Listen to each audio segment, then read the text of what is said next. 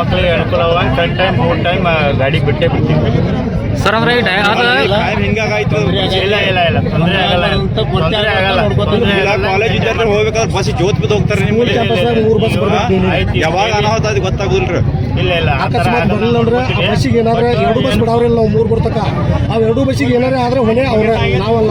ನಿಮ್ಮಲ್ಲಿ ಬಹಳ ಆರೋಪಗಳು ಬರೋದು ಸರ್ ಸ್ಟೂಡೆಂಟ್ ನಿಮ್ಮ ಡ್ರೈವರ್ಗಳಿಂದ. ಇಲ್ಲ ಕಂಟ್ರೋಲ್ ಮಾಡ್ಕೊಂಡು ಹಂಗೆ ಏನಾರು ಇತ್ತಂದ್ರೆ ರೇಟಿಂಗ್ ಇಲ್ಲಿ ಕೊಟ್ಟು ಅದು ಫುಲ್ ಆಕ್ಷನ್ ತಗೋತೀವಿ ಸರ್. ಫುಲ್ ಆಕ್ಷನ್ ತಾವಲ್ಲ ಸರ್. ಈಗ ಪೊಲೀಸ್ ಸ್ಟೇಷನ್ಗೆ ಒಂದು ಕಂಪ್ಲೇಂಟ್ ಕೊಟ್ಟರೆ ನಾಳೆ ಪೋಸ್ಕೋ ಕೇಸು ಮಾಡ್ಬೋದು ಸರ್. 100% ತಗೋತೀವಿ.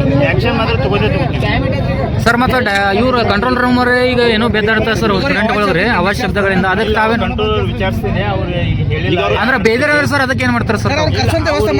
ಅವ್ರ ಕಂಟ್ರೋಲರ್ ಯಾರು ಅನ್ನೋದು ಇವ್ರಿಗೆ ಯಾರು ಬೇದಾರ ಅವ್ರಿಗೆ ಪಬ್ಲಿಕ್ ಎಚ್ಚರ ಆತಲ್ರಿ. ಅಂದ್ರೆ ಎಚ್ಚರ ಹಿಂಗೆ ದಿನ ಬೈಯೋದ ಸರ್ಕಾರ ಹಂಗ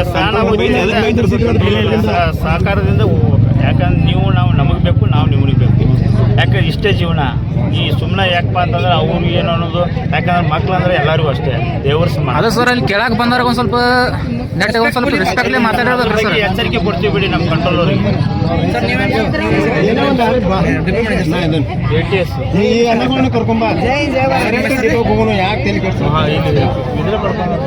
ಇಲ್ಲ ಹೇಳ್ರಿ ಮಹಾದೇವ್ ದಾಬೋಜಿ